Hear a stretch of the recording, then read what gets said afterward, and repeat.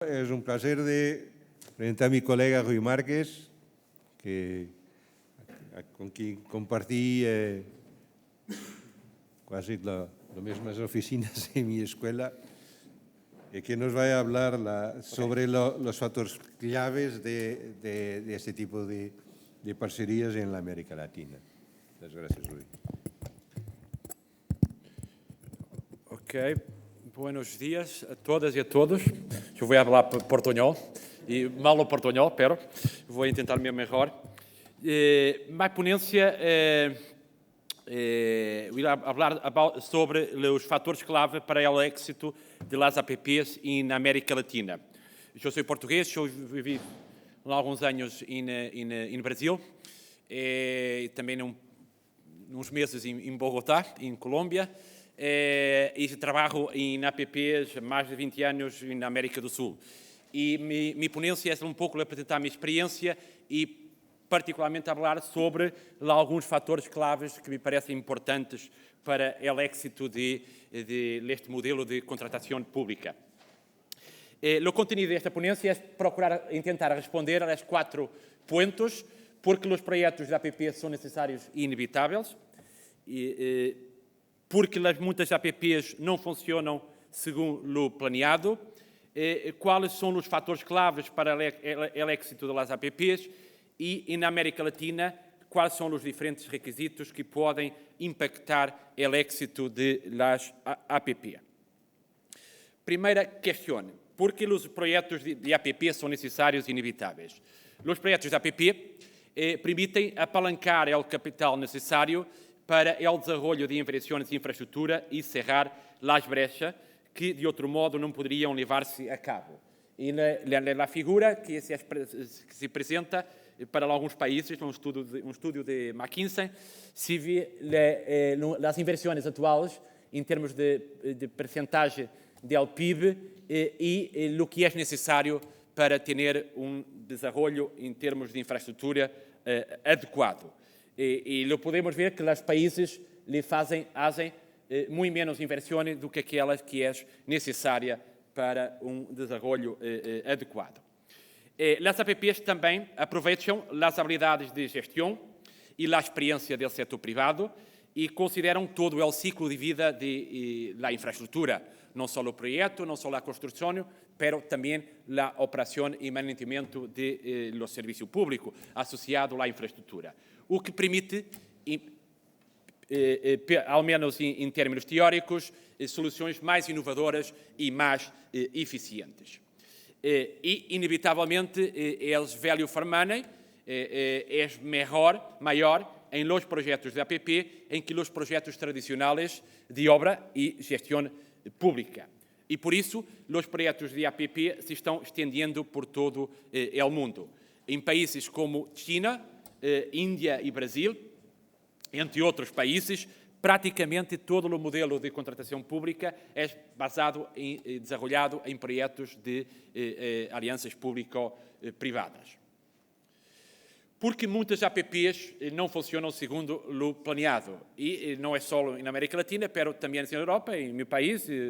Fernando já falou que a imagem de PPPs é muito mala, não por causa do modelo, mas por os outputs, os resultados do modelo, e, portanto, é muito normal que as APPs não tenham os resultados que são inicialmente planeados.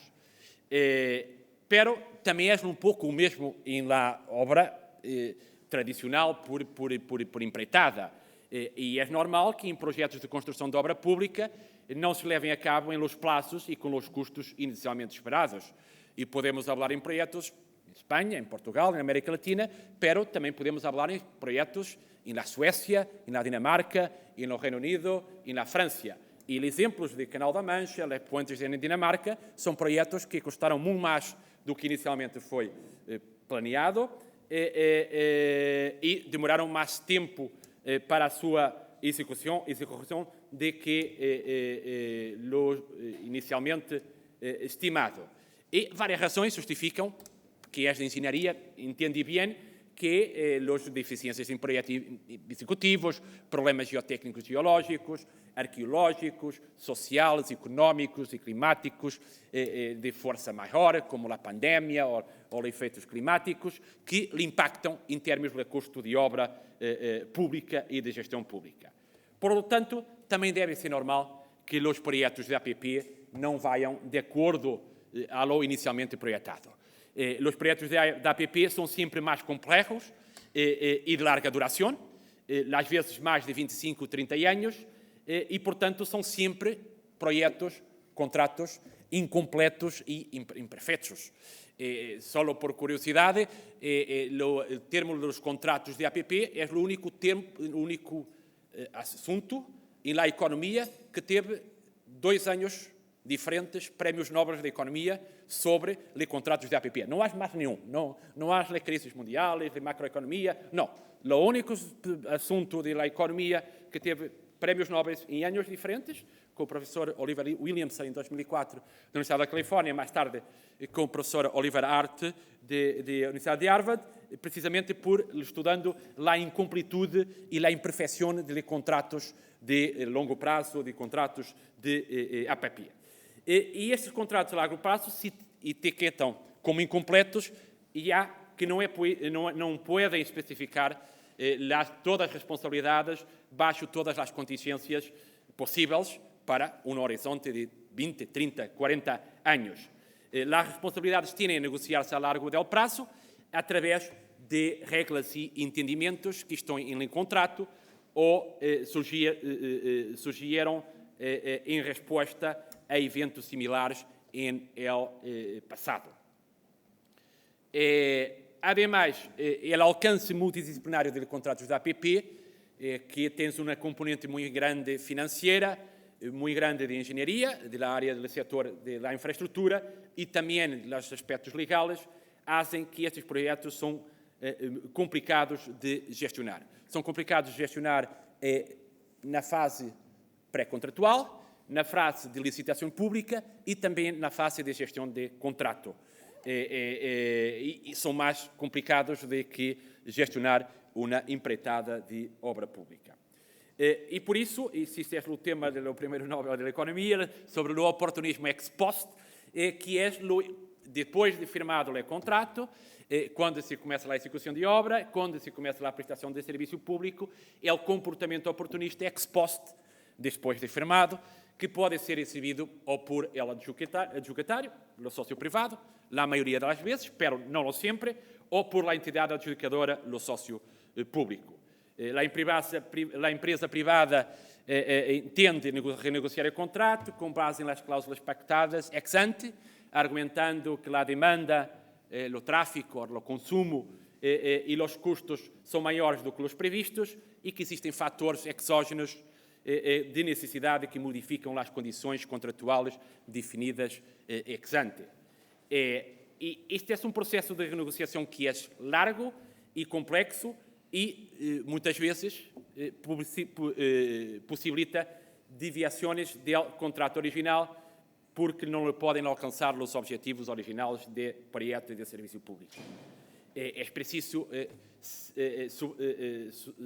salientar que a eleição do titular da APP se realiza mediante concurso público, licitação pública, competitiva, e a renegociação é um pacto bilateral entre a parte pública e a parte privada, sempre com assimetrias substanciais de informação e de recursos entre as partes, que quase sempre penalizam o setor público, que é menos preparado que é o setor, que é o sócio privado.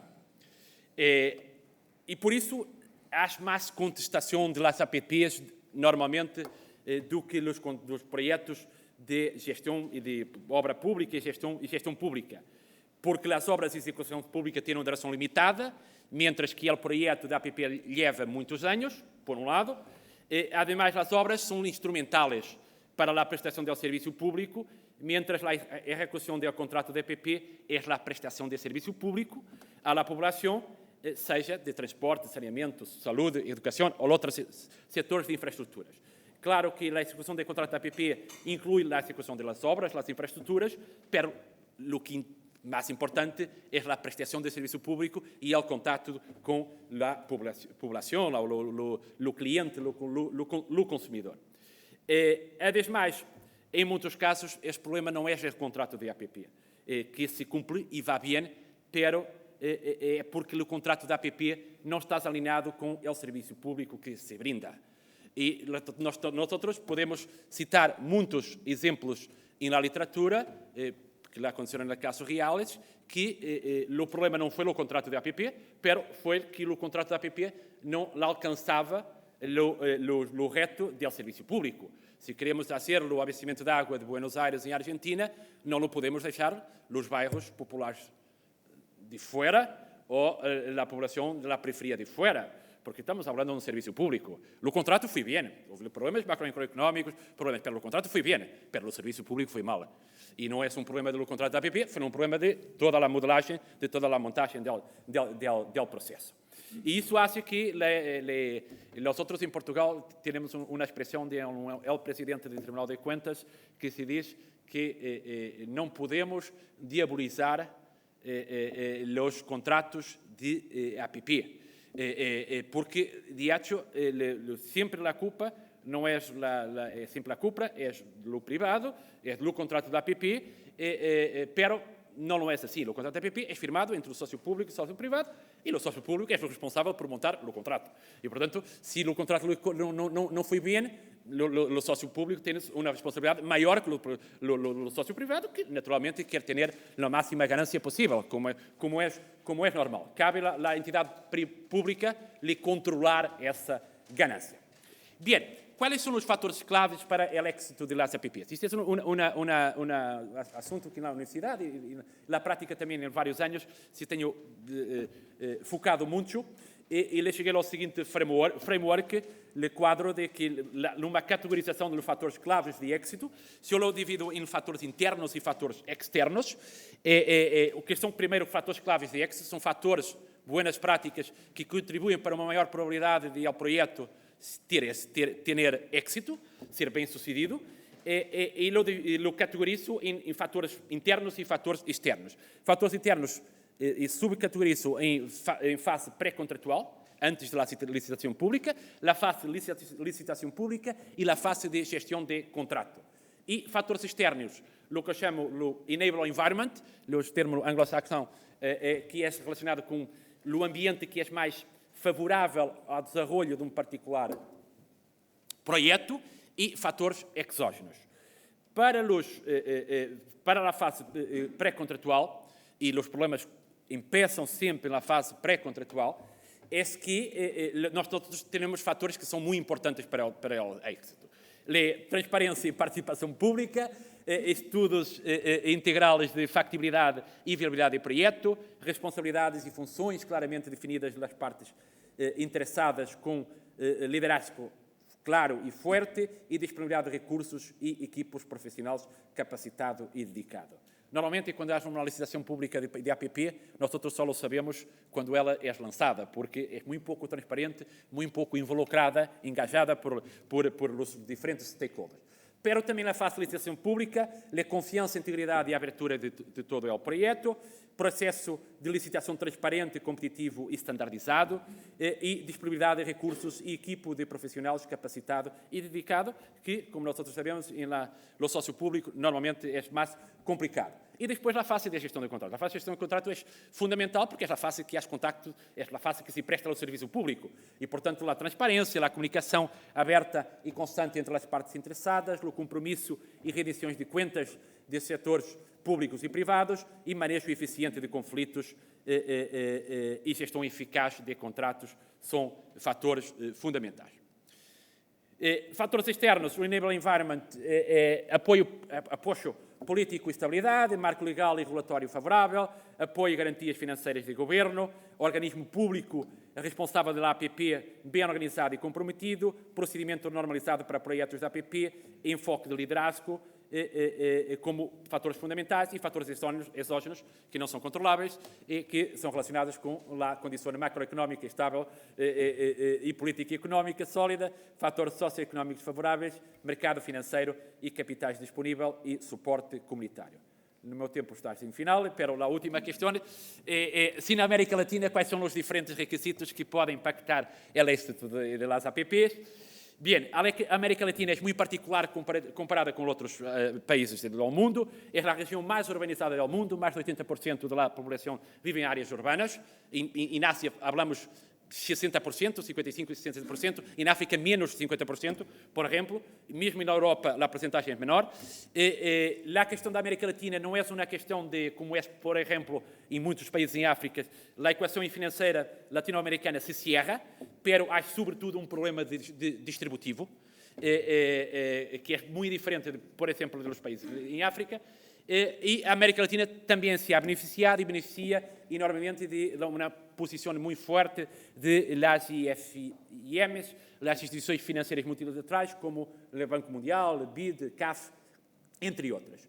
Y en términos de la infraestructura, debido a la influencia de estas instituciones, es también la región más regulada del mundo, tanto regulación por contrato, más en formato de APP, o regulación por agencia reguladora. Por ejemplo, en España nosotros no tenemos agencias reguladoras, como en Francia, como en Alemania, pero en todos los países de la América Latina, con excepción de Cuba y Haití, tienen agencias reguladoras para los diferentes servicios de infraestructura. Último slide. ¿Cuáles son los problemas que condicionan las APPs en la América Latina? Lo primero es claramente un problema de gobernanza. La gobernanza de los proyectos de APP es generalmente eficiente, son poco transparentes, involucrados y con poca rendición de cuentas, mostrando una apropiación a la corrupción y otros problemas de cumplimiento. Lo ejemplo muy claro es el ejemplo de Brasil. Todos los proyectos de APP, sean de suministro de agua, saneamiento, transportes, estão sempre na Secretaria de Área Civil, que é a secretaria que está ao lado do governador dos estados, e não estão nas áreas técnicas. Por quê? Porque se mira as APPs como uma questão, sobretudo, política. Não é. Essa é uma questão técnica, claro, pensando sempre politicamente, mas essa é uma questão setorial, uma questão dos diferentes setores, das diferentes áreas de infraestrutura. E isso se diz que tudo é muito pouco transparente, muito pouco participado e, claro, quando é assim, a propensão para corrupção ou outras questões com menos compliance é mais normal de ocorrer. El enable environment para o setor privado, a menudo, não é o mais apropriado, com a alta inseguridade jurídica. E a alta inseguridade jurídica é muito mala para a sociedade, para os projetos, porque significa custos de capital mais elevados e menor atrativo e competitividade de licitações públicas. 11% é muito para... Agora, se calhar não é muito com a situação atual, mas há ano atrás era muito para Portugal, para Espanha, para a Europa, 11% é pouco para os países, para muitos dos países da América Latina. E por que é pouco? Por inseguridade jurídica.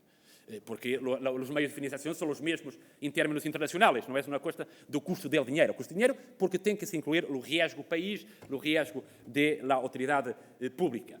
Ademais, o nível de burocracia e custo de entrada também é muito alto. Há países vários, Peru é pouco também, pero Brasil, outros países, que é muito complicado, na empresa espanhola, na empresa portuguesa, na empresa francesa, participar em la licitação. Eu costumo muitas vezes dizer, em Brasil, não haveria Lava Jato se houvesse competição, porque as empresas locais não tinham capacidade de combinar os preços, porque entravam em empresas chinas, francesas, espanholas, portuguesas ou de outro país a nível mundial.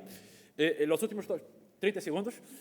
Os projetos da APP, em muitos casos, não estão alinhados com o serviço público que se brinda. Para mim, isso é essencial. Nós hoje não podemos pensar só no contrato, na construção da infraestrutura, temos que pensar qual é a finalidade da infraestrutura. ¿Está aqui? Ok. O último slide. Sim, o último. Ok. Ok, esse aqui. E é fundamental se pensar na infraestrutura do projeto APP com o serviço público que se vai prestar.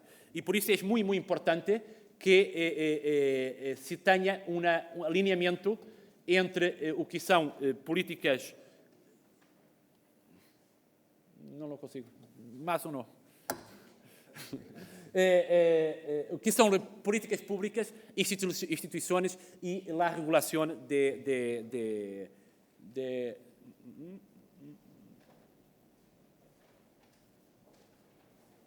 Okay. No. Okay. Para terminar, solo decir que es muy importante este alineamiento entre las políticas públicas, las instituciones y la regulación, en términos de alinear lo que es lo reto de la construcción de infraestructura y lo contrato de APP con la prestación de servicio público que es asociado. Muchas gracias y estoy disponible para la discusión. Gracias, Rui Marques.